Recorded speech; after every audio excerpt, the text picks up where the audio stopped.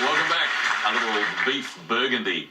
Now, just before the break, we had a really tough maths problem. In fact, too difficult even for Lily to sort out in 30 seconds. But Lily, I know you've been turning your brain to it over the break. Did you figure it out? I did manage to get there. It was a tough one. It was tough, but I'll talk you through it. Okay, now 100 minus 75 gives you 25. And 25 by the other 25 gives you 625. Right now we're 20 away, so I'm going to work down here and get that 20 first. Now 9 by the 3 is 27, and 27 minus 7 is 20, and that's the 20 that we needed, so subtract the 20 from here, gives you 605. Great solution. Thank you, Lily. Now, last night, David was telling us about Scotsman James Murray and his influence on the language. And, David, there's going to be a little bit more Scottish influence tonight. I start to believe that the Scots people may be very rowdy people, because the words I'm looking at tonight, the first is gob, which is straight from Scottish Gaelic, meaning mouth. It's also a variant that we get gab, to use the mouth. And if you reverse gob, you get bog, the sort of swampy land, which is from bogach, which is Irish Gaelic, meaning a swamp or fen. Kerfuffle, another Gaelic borrow. Their word car, C-A-R, means to twist. And even just, I must finish with gula, which, gula what? It actually means enough, and it's the source of the word galore. I don't think we can ever get enough of it. It's fascinating stuff. Thank you, David. Thank you. Let's have a look at our scores before we move on. David is on 6 points. Kathryn is on 14, and we're heading for another letters game with David to choose. A consonant, please, Lily. Thanks, David. Let's start with G. And a vowel, please. E. And another consonant, please. T. And a vowel, please. A. And another vowel, please. E. And a consonant, please. N. And another consonant, please. L. And a vowel, please. U. And one last consonant. And last letter, N. Thanks, Lily. 30 seconds on the clock.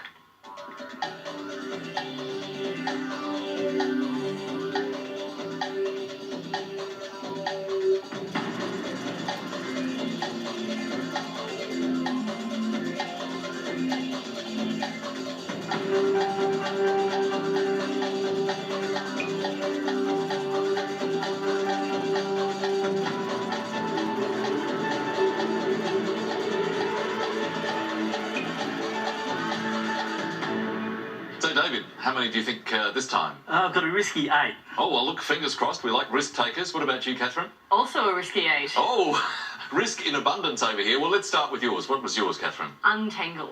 Untangle. And David? Entangle. Oh, what a beautiful combination. Untangle and entangle. 2 8s. I'm loving this. This is the first time on the show. Where are we? 107 or 8 episodes, and we actually have 2 great 8s that are opposites of each other. It's just a golden moment. It is a great moment. I think it deserves some applause. Yeah, Let's have some applause on that.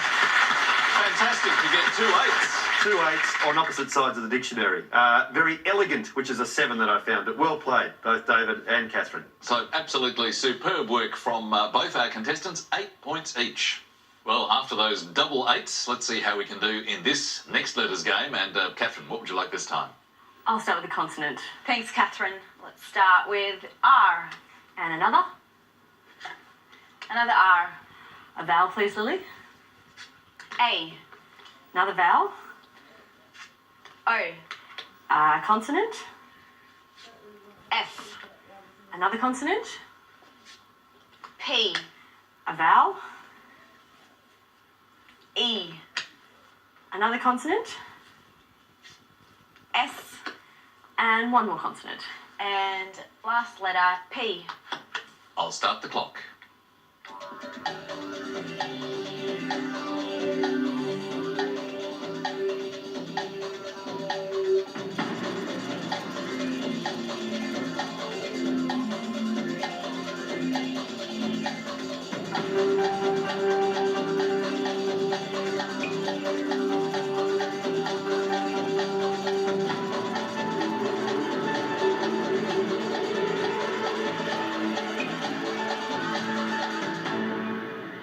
Kathryn. There was a spectacular precedent in the last round, but what about this time? Only a 5.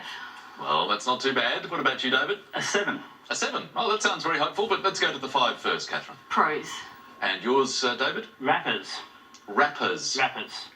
A little bit of modern musical terminology. You're really starting to prosper on the show, David, which is a 7 here. Rappers is a lovely 7. Thinking of Jay-Z and 50 Cent. And there's another lovely word here, and that is frappes. Those chilled sort of fruit drinks coming from frappe to chill. So a lovely way to bring on a summer's evening. Thank you, David. And 7 points to David on that round. That means we are now very close indeed. 1 point the difference as we head for some more numbers. And this time, David, what would you like? 6 small numbers, please. Oh, lovely. Thanks, David. 6 small numbers. That's an interesting combination. We haven't had 6 smalls by themselves for a while. No, it's not a very popular choice.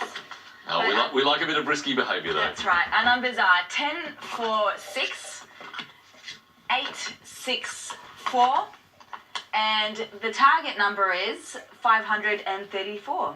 Let's chase that target.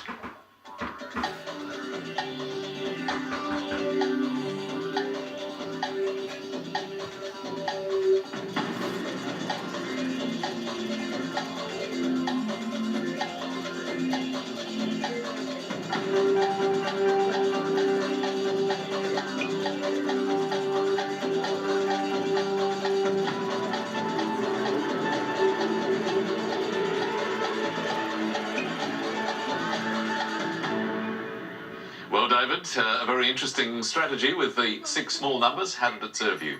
I think I got to 528. Okay, so you are within the scoring territory. I think. Kathryn, how close were you? Nowhere at all. Nowhere at all. Okay, well, David, you are actually going to have to take us through your method. Let's see how we go. Let's see how you go. 6 times 4 6 by 4, is 24. 24. Times 4 By the 4, is 96. 96 it is. Times 6 By the 6 is 576. is 576 it is. And then I took away 6 times 8. And I've used the 6 twice. Oh, dear. 3 times. 3 times. I was going to say, we have got 2 6s there, but unfortunately not 3 6s. So how did you go, Lily, tackling the 6 smalls? I'll talk you through it. Okay, now 8 plus 10 plus 4 is 22. And 6 by 4 is 24. Multiply that together is 528. And if you add the 6, is 534. Wow, very nicely done. So no score for either Kathryn or David in that round. That means that we still have very close scores. David's on 21, Kathryn just 1 point ahead on 22 as we head for our next break. And your next word mix, this time it's girth sat. And the clue we have for you, a good poker hand. Back after a while.